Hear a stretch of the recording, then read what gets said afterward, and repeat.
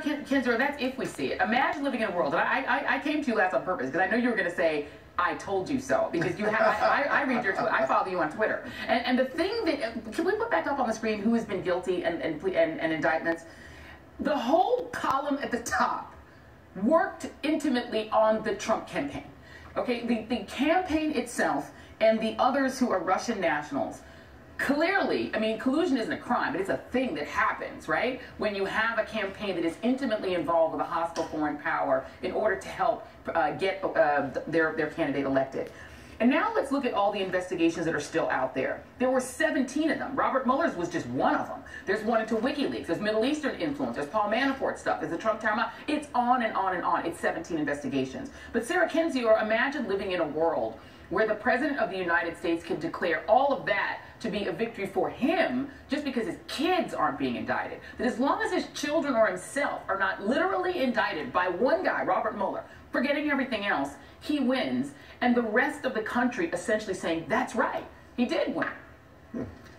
Yeah, I mean, I think the issue here is not so much what Trump thinks about this, it's what happens to him. Just as the issue is not so much what's in the Mueller report itself, but the efficacy of it, the effect of it on national security, the effect of it on public safety. And no matter what is in this report, we have a crisis. We have a transnational crime syndicate masquerading as a government. We have people who have pled guilty in this very probe. People like Flynn just walking around, you know, people who have traded nuclear secrets, who have plotted kidnappings. You know, Flynn has done all these things. We have Roger Stone, who has threatened a judge, just walking around. You know, this is a very vast apparatus. It includes, you know, guilty parties both in the United States and abroad. It's not stopping anytime soon. Trump intends, you know, as from the beginning, to rule like an autocrat. He's attempting to build a dynastic kleptocracy by installing his children into positions. Lately, we've been hearing more and more about laws that Ivanka and Jared have broken and face no repercussions for. So this is very dangerous. And from the start, I've been much more concerned